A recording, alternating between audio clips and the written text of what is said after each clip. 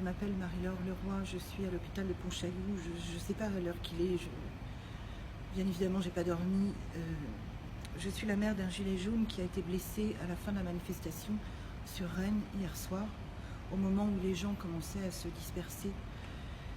Mon fils et certains de ses amis étaient autour d'un blessé qui a été évacué peu de temps après. Et il constituait en quelque sorte un ruban de sécurité entre les pompiers et le reste des manifestants qui, d'après ce que je sais, ne présentaient aucun danger. J'en profite d'ailleurs pour avoir une pensée pour la dame de 70 ans qui a été admise à l'hôpital peu de temps avant mon fils. Elle a été matraquée. Et c'est vrai que probablement elle aussi devait présenter un gros danger. Je ne sais pas, je ne peux pas vous dire.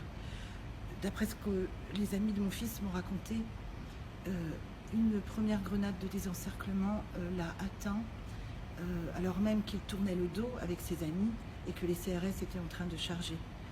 À 4 mètres environ, un type de la BAC, pendant que mon fils faisait un bond évidemment sous le choc ou sous l'explosion, en a profité pour lui tirer un flashball dans l'œil.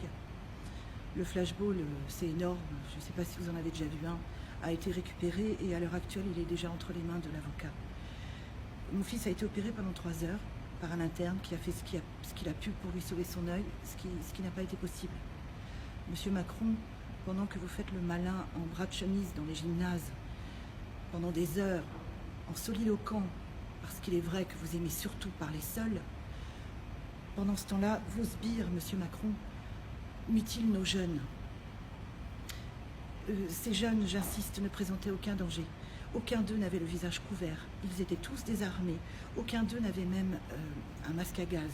Quoi que ce soit qui puisse, de près ou de loin, s'apparenter à une arme de destination, puisqu'on sait maintenant que même des lunettes de piscine peuvent être considérées comme des armes.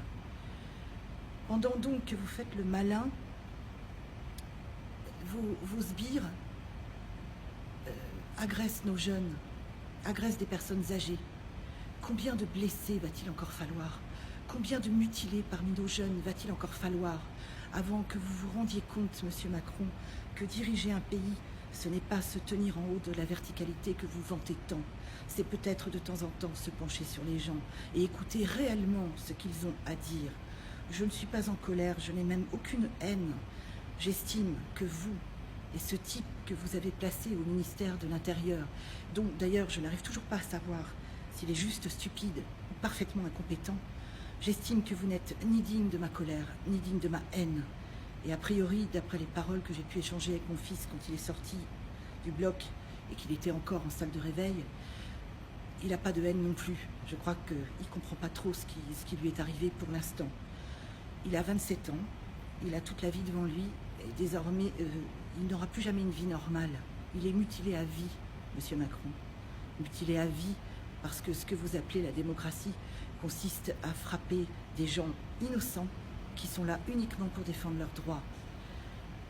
Je ne sais pas quoi dire d'autre. Je ne connais pas le type de la BAC qui a énucléé mon fils. Je ne le connais pas et je ne le connaîtrai probablement jamais. Lui, par contre, va pouvoir regarder le visage de la mère du blessé. Je me doute bien que ça ne l'empêchera pas de dormir. Je lui souhaite tout le plaisir du monde. J'espère juste que plus jamais il ne pourra dormir. J'ai pas grand-chose d'autre à rajouter. Si, peut-être une dernière chose, on pourra toujours dire que c'est le choc. Je suis fonctionnaire d'État, monsieur Macron, et parfaitement consciente de sortir du droit de réserve, qui normalement est le mien. Je suis enseignante. Je suis professeure de lettres dans un lycée de la région quimpéroise, à côté de Lorient, en Bretagne. Je pense que vous n'aurez aucun mal à me retrouver vu que j'ai donné mon nom. Je ne vois pas trop ce que je peux craindre, monsieur Macron. Je ne vois pas ce que je peux craindre. Être viré de l'éducation nationale, peut-être, je ne sais pas.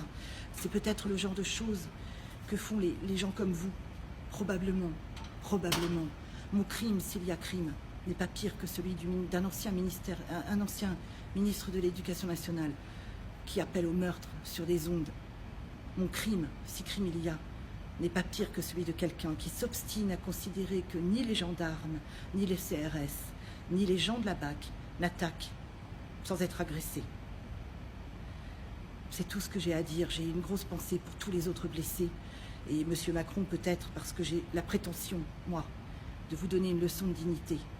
Peut-être qu'il serait digne de la part de quelqu'un qui dirige un pays de finir par présenter ses excuses aux familles et peut-être de rendre visite aux gens qui ont été blessés et qui sont marqués à vie simplement parce que quoi?